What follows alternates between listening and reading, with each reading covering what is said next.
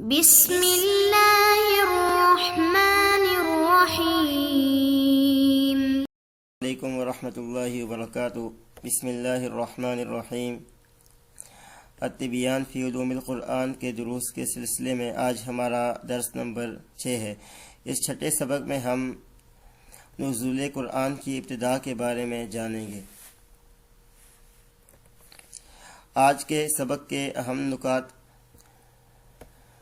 ارہاس کے بارے میں گفتگو کی جائے گی۔ ارہاس کا لغوی اور اصطلاحی معنی کیا ہے، وحی کے معنی و مفہوم کے بارے میں بات کی جائے گی۔ اس کے بعد وحی کی اقسام، وحی کی صورتیں اور پہلی وحی کا بیان زیر بحث آئے گا۔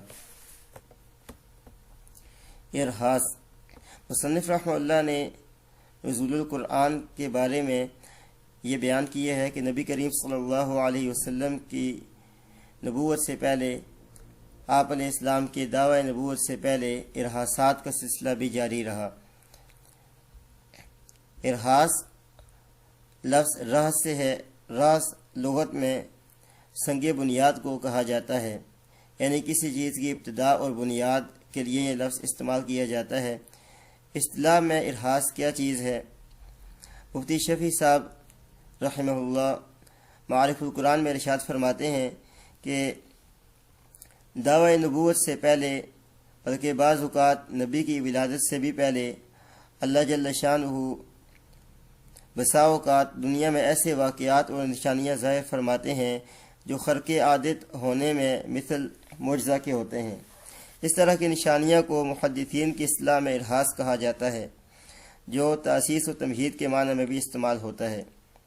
انبیاء کی دنیا میں تشریف آوری یا ان کے دعوی نبوت سے قبل حق تعالی شانہ کچھ ایسی نشانیاں ظاہر فرماتے ہیں کہ جو معجزات کی قسم سے ہوتی ہیں، اور ایسی نشانیاں چونکہ ان کے دعوی نبوت کے اس بات کا مقدمہ اور اس قسم کی تاسیس و تمہید ہوتی ہے، اس لیے ان کو ارہاسات کہا جاتا ہے۔ اسی طرح مولانا ادریس کاندھلوی رحمہ اللہ بھی اپنی کتاب معارف القرآن میں لکھتے ہیں کہ نبوت اور رسالت کی عظمت و سچائی کی پیش آنے والی نشانی کو شریعت کی اصطلاح میں ارہاس کہتے ہیں۔ نبی کریم صلی اللہ علیہ وسلم کے ارہاسات کے بارے میں حضرت عائشہ صدیقہ رضی اللہ تعالی عنہ کی روایت میں ہے کہ آپ صلی اللہ علیہ وسلم کے دعوی نبوت سے پہلے آپ علیہ السلام کے کچھ ارہاسات ظاہر ہوئے۔ ان میں یہ ہے کہ آپ صلی اللہ علیہ وسلم کو جو خواب آتے تھے وہ سچے ہوتے تھے۔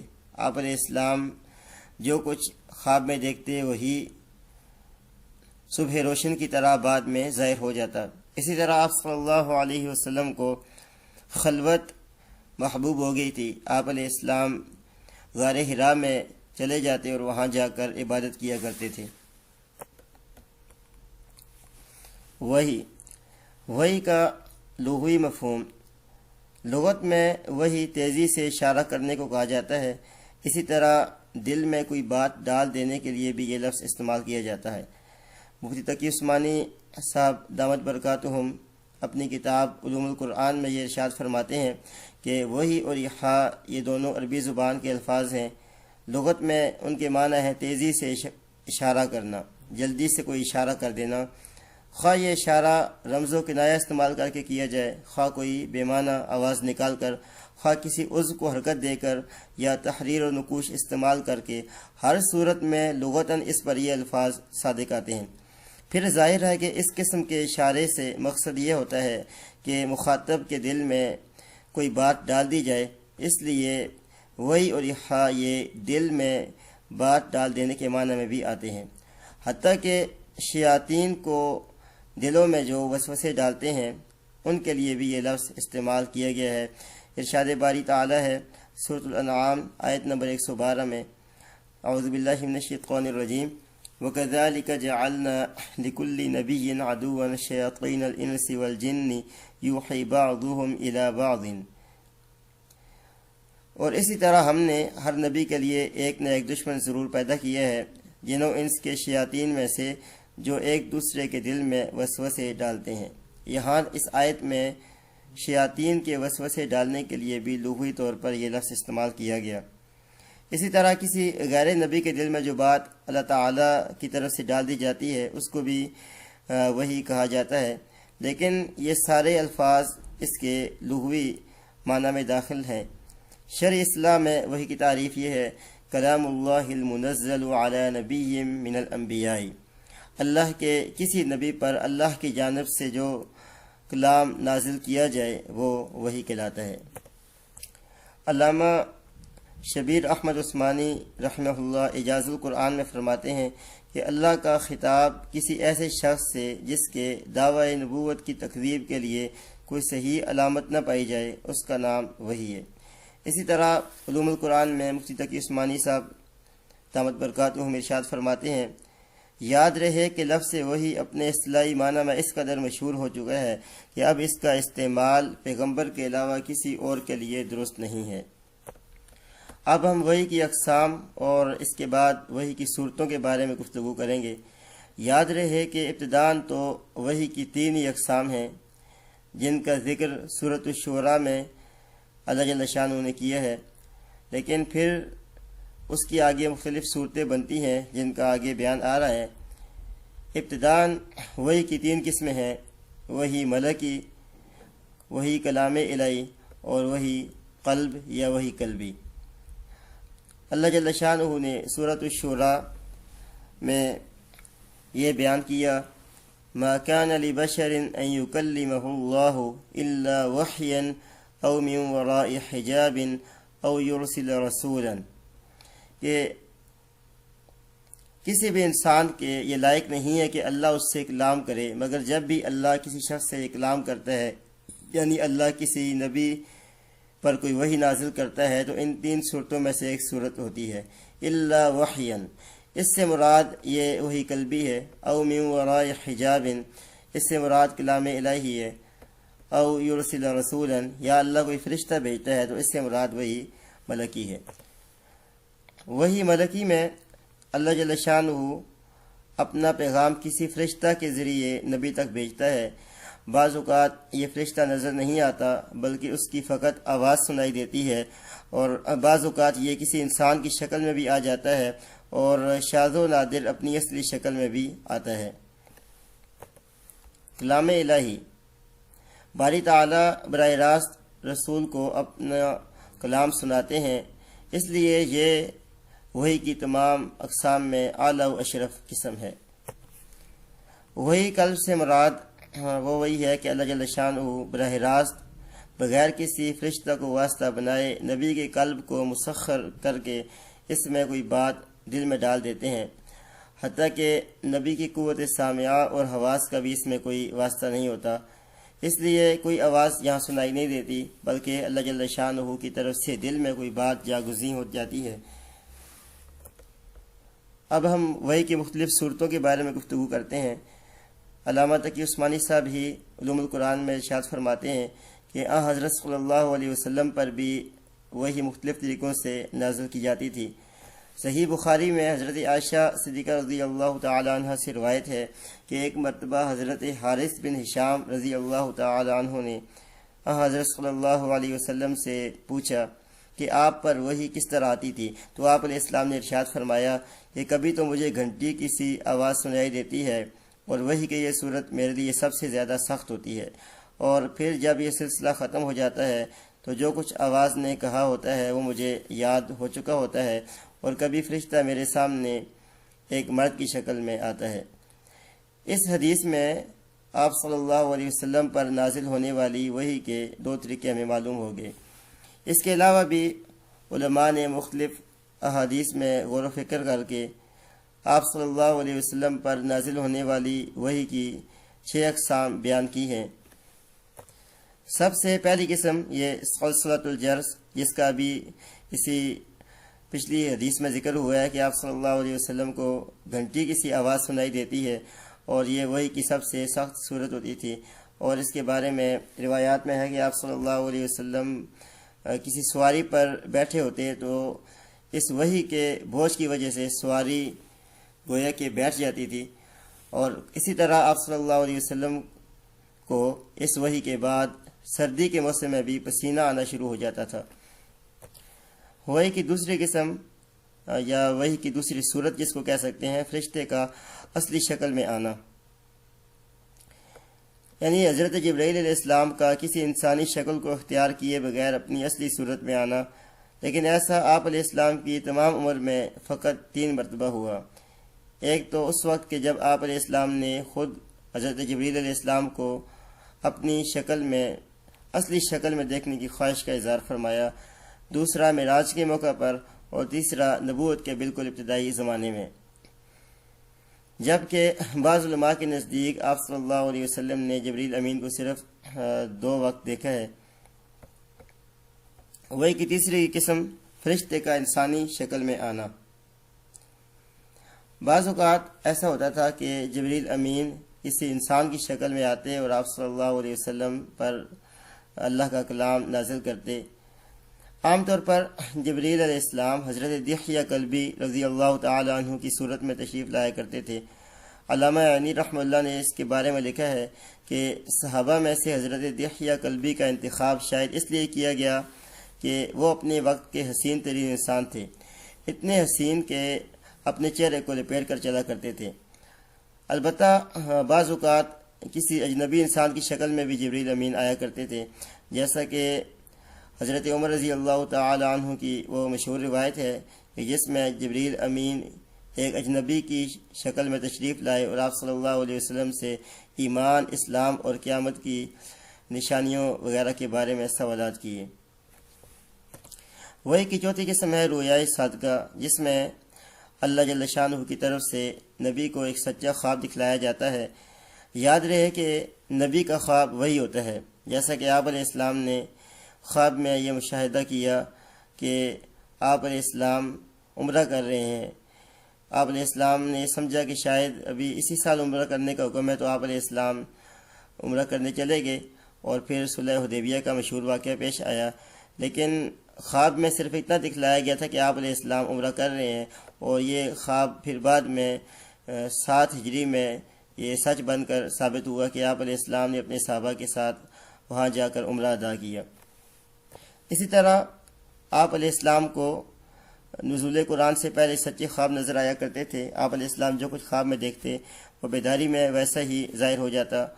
حضرت عائشہ صدیقہ رضی اللہ تعالی عنہ فرماتی ہیں کہ آپ صلی اللہ علیہ وسلم پر وحی کی ابتدا نیند کی حالت میں سچے خوابوں سے ہوئی۔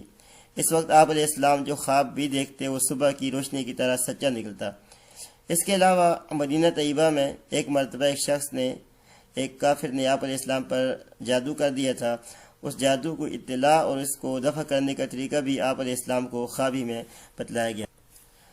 وحی کی 5ویں صورت نفس فی الروع، یعنی دل میں کوئی بات ڈال دینا۔ اس کا مطلب یہ ہے کہ فرشتہ کسی بھی انسانی شکل میں آئے بغیر یا اپنی اصلی شکل میں آئے بغیر آپ علیہ السلام کے دل میں کوئی بات ڈال دے۔ بعض احادیث سے معلوم ہوتا ہے کہ آپ علیہ السلام نے یہ فرمایا کہ فرشتے نے میرے دل میں یہ بات ڈال دی ہے۔ وحی کی 6ٹھی صورت کلام الہی، جس کا بھی ہم نے وحی کی اقسام میں ذکر کیا ہے کہ اللہ جل شانہ کسی پیغمبر سے براہ راست کلام کریں، جیسا کہ موسیٰ علیہ السلام سے اللہ تعالیٰ نے 12 کلام فرمایا، اور آپ علیہ السلام سے معراج کے موقع پر اللہ تعالیٰ نے براہ راست کلام فرمایا۔ پہلی وحی، علامہ تقی عثمانی صاحب فرماتے ہیں کہ قرآن کریم دراصل کلام الہی ہے، اور یہ ازل سے لوح محفوظ میں موجود ہے۔ اللہ جل شانہ کا ارشاد ہے بل هو قرآن مجید فی لوح محفوظ۔ پھر قرآن کریم لوح محفوظ سے 2 مرتبہ نازل ہوا ہے۔ ایک مرتبہ یہ سارے کا سارا آسمان دنیا کے بیت عزت نامی مقام میں یہ نازل کیا گیا۔ اس کے بعد 23 سال کے عرصے میں آپ صلی اللہ علیہ وسلم پر تھوڑا تھوڑا کر کے حسب ضرورت نازل کیا گیا۔ قرآن کے پہلے نزول کو جو لوح محفوظ سے آسمان دنیا میں ہوا اس کو انزال کہا جاتا ہے۔ انزال کا معنی ہے یک بارگی اتارنا، اور دوسرا نزول جو کہ تھوڑا تھوڑا کر کے آپ علیہ السلام پر نازل کیا گیا اس کو تنزیل کے لفظ سے قرآن کریم میں ذکر کیا گیا ہے۔ انزال کے بارے میں قرآن کریم کی بعض آیات ہیں، مثلا سورہ دخان میں اللہ جل شانہ کا ارشاد ہے انا انزلناہ فی لیلۃ مبارکۃ، اور اسی طرح سورۃ القدر میں ارشاد باری تعالی ہے انا انزلناہ فی لیلۃ القدر۔ اور تنزیل یعنی تھوڑا تھوڑا قرآن کر کے نازل کرنا، تو اس میں اللہ جل شانہ کا ارشاد مبارک ہے سورۃ الاسراء آیت نمبر 106، وَقُرْآنًا فَرَقْنَاهُ لِتَقْرَأَهُ عَلَى النَّاسِ عَلَى مُكْثٍ وَنَزَّلْنَاهُ تَنزِيلًا، اور ہم نے قرآن کو متفرق طور سے تھوڑا تھوڑا کر کے اتارا تاکہ آپ اسے لوگوں کے سامنے ٹھہر ٹھہر کر پڑھیں، اور ہم نے اس کو تھوڑا تھوڑا کر کے نازل کیا۔ نزول قرآن کی یہ دونوں صورتیں خود قرآن کریم کے الفاظ سے بھی معلوم ہوتی ہیں۔ اسی طرح حضرت عبداللہ بن عباس رضی اللہ تعالیٰ عنہ کی روایت سے معلوم ہوتا ہے، جو نسائی، حاکم اور بہقی وغیرہ میں موجود ہے، کہ اللہ جل شانہ نے قرآن کریم کو پہلے لوح محفوظ سے آسمان دنیا پر نازل کیا۔ قرآن کریم کا یہ دوسرا نزول یعنی تنزیل رمضان المبارک کے مہینے میں قرآن کریم نازل ہونا شروع ہوا، جیسے قرآن کریم میں خود اس کی صراط موجود ہے، شہر رمضان الذی انزل فیہ القرآن ھدی للناس وبینات من الھدی والفرقان۔ اور اسی طرح رمضان المبارک میں لیلۃ القدر میں قرآن کریم نازل ہونا شروع ہوا، انا انزلناہ فی لیلۃ القدر۔ پہلی وحی میں سورۃ العلق کی ابتدائی 5 آیات نازل ہوئیں۔ اللہ جل شانہ کا ارشاد مبارک ہے، اقرأ بسم ربک الذی خلق خلق الانسان من علق اقرأ وربک الاکرم۔ صحیح قول یہی ہے کہ آپ صلی اللہ علیہ وسلم پر قرآن کریم کی سب سے پہلے جو آیات نازل ہوئیں وہ سورۃ العلق کی ابتدائی آیات ہیں۔ اس کے بعد کچھ عرصہ تک وحی کا سلسلہ منقطع رہا۔ اس زمانہ کو فترۃ الوحی کا زمانہ کہا جاتا ہے۔ اب فترۃ الوحی کا زمانہ کتنا ہے تو اس میں روایات مختلف ہیں۔ بعض علماء کے نزدیک 3 سال تک، اور بعض کے نزدیک 6 ماہ تک، اور بعض کے نزدیک کم و بیش۔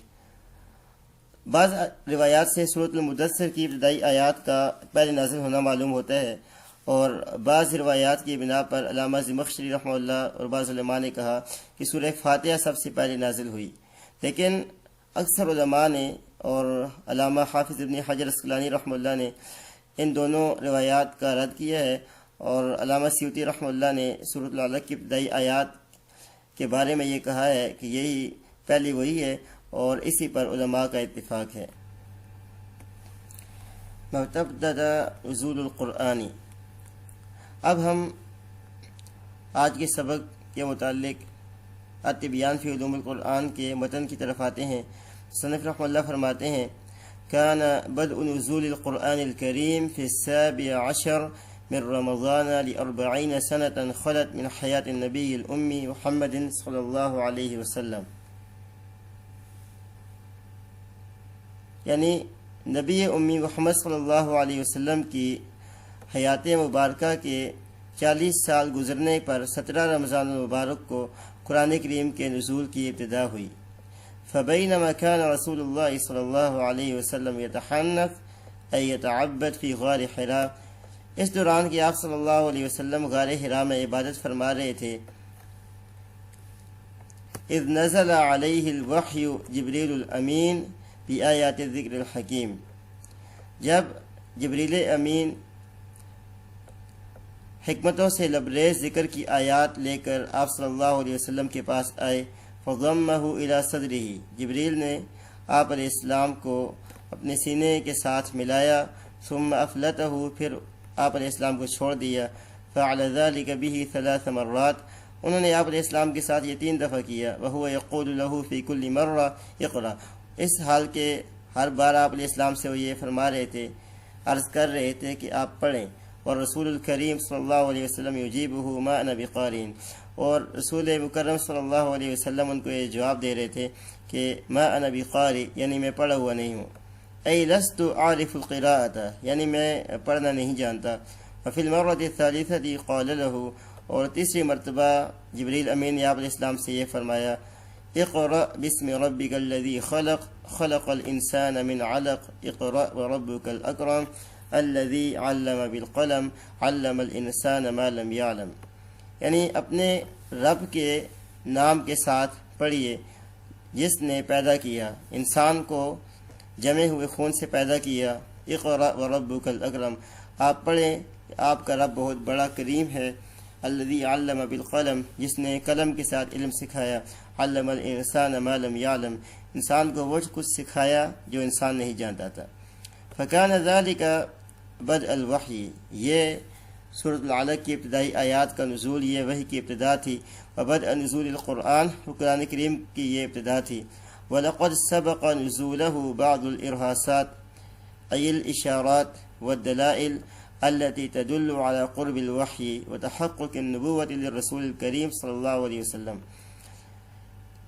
اس کے نزول سے پہلے بھی بعض اشارات اور دلائل گزر چکے تھے جو آپ صلی اللہ علیہ وسلم کی وحی کے قریب ہونے پر دلالت کر رہے تھے اور آپ علیہ السلام کی نبوت کے ثبوت پر وہ دلالت کر رہے تھے۔ ان هذه الدلائل، ان دلائل میں سے الرؤیا الصادقہ فی النوم، نیند میں سچے خوابات، نیند میں سچے خواب۔ فکان صلی اللہ علیہ وسلم لا یرى رؤیا الا وقعت، آپ علیہ السلام جو بھی خواب دیکھتے تھے وہ واقع ہو جاتا۔ کما رآها فی منامہ، جیسا کہ آپ علیہ السلام نے نیند میں اس کو دیکھا۔ ومنها حبہ للعزلۃ والخلوۃ، انہی میں سے آپ علیہ السلام کا خلوت کو پسند کرنا ہے۔ فکان یخلو بغار حراء، آپ علیہ السلام غار حراء میں خلوت اختیار کرتے۔ یتعبد ربہ فیہ، اس میں اپنے رب کی عبادت کیا کرتے۔ روایت البخاری، یہاں سے مصنف رحمہ اللہ پہلی وحی کے بارے میں بخاری کی روایت بیان کرتے ہیں اور اس بات کو ثابت کرتے ہیں کہ پہلی وحی سورۃ العلق کی ابتدائی آیات تھیں، نہ کہ سورہ فاتحہ یا سورۃ المدثر کی ابتدائی آیات۔ وَلَقَدْ أَخْرَجَ الْبُخَارِيُّ فِي صَحِيحِهِ فِي بَابِ بَدْءِ الْوَحْيِ مَا يُشِيرُ إِلَى هَذَا، امام بخاری رحمہ اللہ نے اپنی صحیح بخاری میں باب بدء الوحی میں یہ روایت بیان کی ہے جو اس کی طرف اشارہ کرتی ہے۔ وَإِلَى كَيْفِيَّةِ نُزُولِ الْقُرْآنِ، اور اسی طرح قرآن کریم کے نزول کی کیفیت کے بارے میں بھی بیان کرتی ہے۔ حیث روا بسندہ عن عائشہ ام المؤمنین رضی اللہ عنہ، جیسا کہ آپ نے اپنی سند سے حضرت عائشہ صدیقہ رضی اللہ تعالی عنہ ام المؤمنین سے یہ روایت بیان کی کہ انہا قالت، انہوں نے فرمایا، اول ما بدی به رسول اللہ صلی اللہ علیہ وسلم من الوحی، سب سے پہلے آپ صلی اللہ علیہ وسلم کے پاس وحی کی جو ابتدا ہوئی، الرؤیا الصالحہ فی النوم، وہ نیند میں سچے خواب تھے۔ فکان لا یرى رؤیا الا جاءت مثل فلق الصبح، آپ علیہ السلام جو بھی خواب دیکھتے وہ روشن صبح کی طرح واقع ہو جاتا۔ ثم حبب الیہ الخلاء، پھر آپ علیہ السلام کو خلوت محبوب ہو گئی۔ وکان یخلو بغار حراء، آپ علیہ السلام غار حراء میں خلوت اختیار کرتے۔ فیتحنث فیہ وہو تعبد، آپ علیہ السلام اس میں عبادت کرتے۔ وہو تعبد کے ساتھ آپ نے تحنث کا معنی بیان کیا۔ اللیالی ذوات العدد، آپ علیہ السلام غار حراء میں مختلف کئی راتیں عبادت کرتے، قبل ان ینزع الی اہلہ، اپنے گھر لوٹنے سے پہلے۔ ویتزود لذلک، اور آپ علیہ السلام اس کے لیے زادرہ لے جاتے تھے۔ ثم یرجع الی خدیجہ، پھر دوبارہ خدیجہ رضی اللہ تعالی عنہ کی طرف واپس آتے کچھ دنوں بعد۔ فیتزود لمثلہا، اسی طرح پھر انہی دوبارہ دنوں کے لیے وہ آپ علیہ السلام زادرہ لے جاتے۔ حتی جاءہ الحق، یہاں تک کہ آپ علیہ السلام کے پاس اللہ کا پیغام حق آ گیا۔ وہو فی غار حراء، اس سال کے آپ علیہ السلام غار حراء میں تھے۔ فجاءہ الملک، آپ علیہ السلام کے پاس یہ فرشتہ یعنی جبریل امین آئے۔ فقال، انہوں نے کہا، اقرأ، قال ما انا بقاری، آپ علیہ السلام نے فرمایا میں پڑھا وہ نہیں۔ قال فاخذنی فغتنی، آپ علیہ السلام نے فرمایا کہ جبریل نے مجھے پکڑا، فغتنی، تو مجھے دبایا، حتی بلغ منی الجہد، یہاں تک کہ جبریل نے مجھے خوب دبایا، یعنی جتنی بھی کوشش تھی انہوں نے صرف کی۔ ثم ارسلنی، پھر انہوں نے مجھے چھوڑ دیا۔ فقال، انہوں نے کہا، اقرأ، فقلت ما انا بقاری، فاخذنی فغتنی الثانیہ، انہوں نے مجھے پکڑا اور دوبارہ انہوں نے مجھے دبایا، حتی بلغ منی الجہد، یہاں تک کہ انہوں نے اپنی کوشش صرف کی۔ ثم ارسلنی، پھر انہوں نے مجھے چھوڑ دیا۔ فقال اقرأ، پھر جبریل امین نے کہا آپ پڑھیں۔ قلت ما انا بقاری، تو میں نے کہا میں پڑھا وہ نہیں ہوں۔ فاخذنی فغتنی الثالثة ثم ارسلنی فقال اقرأ باسم ربک الذی خلق، فرجع بها رسول اللہ صلی اللہ علیہ وسلم يرجف فؤاده۔ آپ علیہ السلام خدیجہ رضی اللہ تعالی عنہ کے پاس اس صورت میں تشریف لائے کہ آپ علیہ السلام کا قلب مبارک وہ کانپ رہا تھا۔ ونزول القرآن فی شہر رمضان، مصنف فرماتے ہیں قرآن کریم کا نزول رمضان کے مہینے میں ہے۔ وفیہ نص صریح واضح فی کتاب اللہ عز وجل، اور اس کے بارے میں اللہ کی کتاب میں ایک واضح نص موجود ہے، حیث یقول عز من قائل، جیسا کہ اللہ جل شانہ کا یہ فرمان ہے، شہر رمضان الذی انزل فیہ القرآن ھدی للناس وبینات من الھدی والفرقان۔ یہ رمضان کا وہ مہینہ ہے جس میں قرآن کریم نازل کیا گیا، یہ لوگوں کے لیے ہدایت ہے اور ہدایت کی واضح دلائل ہیں، اور اس میں یہ حق اور باطل کے درمیان فرق کرنے والا ہے۔ وَأَمَّا كَوْنُ الْمَلَكِ الَّذِي نَزَلَ بِهِ هُوَ جِبْرِيلُ عَلَيْهِ السَّلَامُ فَقَدْ ثَبَتَ أَيْضًا بِنَصٍّ صَرِيحٍ فِي الْقُرْآنِ وَهُوَ قَوْلُهُ تَعَالَى نَزَلَ بِهِ الرُّوحُ الْأَمِينُ عَلَى قَلْبِكَ لِتَكُونَ مِنَ الْمُنذِرِينَ بِلِسَانٍ عَرَبِيٍّ مُبِينٍ۔ بہرحال یہ بات کہ جو فرشتہ وہی لے کر اترا وہ جبریل امین ہے، یہ قرآن کریم کی واضح نص سے یہ بھی ثابت ہے کہ اللہ جل شانہ کا ارشاد ہے، نزل بہ الروح الامین، اس قرآن کریم کو روح الامین لے کر آئے ہیں، علی قلبک، آپ کے دل پر، لتکون من المنذرین، اور تاکہ آپ ڈرانے والوں میں سے ہو جائیں، یعنی انبیاء میں سے آپ ہو جائیں، بلسان عربی مبین، یہ عربی واضح فصیح عربی میں قرآن کریم نازل ہوا۔ وقولہ تعالی، اس طرح اللہ کا فرمان ہے، قل نزلہ روح القدس من ربک بالحق لیثبت الذین آمنوا وہدی وبشری للمسلمین۔ آپ کہہ دیں کہ اس قرآن کریم کو روح القدس نے نازل کیا آپ کے رب کی طرف سے، یہ بالکل بات حق ہے، بالکل ٹھیک اس کو نازل کیا ہے، لیثبت الذین آمنوا، تاکہ ایمان والوں کے دلوں کو یہ ثابت رکھے، وہدن، اور یہ ہدایت ہے، اور مسلمانوں کے لیے یہ خوشخبری ہے۔ والمراد بالروح الامین او روح القدس انما هو جبریل علیہ السلام باتفاق المفسرین۔ مصنف فرماتے ہیں کہ اس بات پر مفسرین کا اتفاق ہے کہ روح الامین اور روح القدس سے جبریل امین مراد ہیں۔ فهو امین اللہ علی وحیہ، وہ اللہ کی جانب سے وحی پر، اللہ کی وحی پر امانت دار ہیں، وہ امین ہیں۔ وهو الذی نزل بالوحی علی جمیع الانبیاء والمرسلین، اور جبریل امین ہی وہ فرشتے ہیں جو تمام انبیاء اور رسولوں پر وحی لے کر آتے رہے ہیں، صلوات اللہ علیہم اجمعین۔ آج کے سبق کا خلاصہ یہ ہے کہ آج کے سبق میں ہم نے ارہاس کا مفہوم سمجھا، وحی کا مفہوم، وحی کی مختلف اقسام اور صورتیں، اور پہلی وحی کا بیان۔ درس کے متعلق سوالات۔ ہمارا پہلا سوال ہے، وحی کا مفہوم بیان کریں۔ سوال نمبر 2، نبی علیہ السلام پر نازل ہونے والی وحی کی مختلف صورتیں بیان کریں۔ اور سوال نمبر 3، جبریل امین کس صحابی کی شکل میں نبی علیہ السلام پر وحی لے کر آیا کرتے تھے؟ کمنٹ باکس میں جائیں اور آج کے سبق کے سوالات کے جوابات دیں۔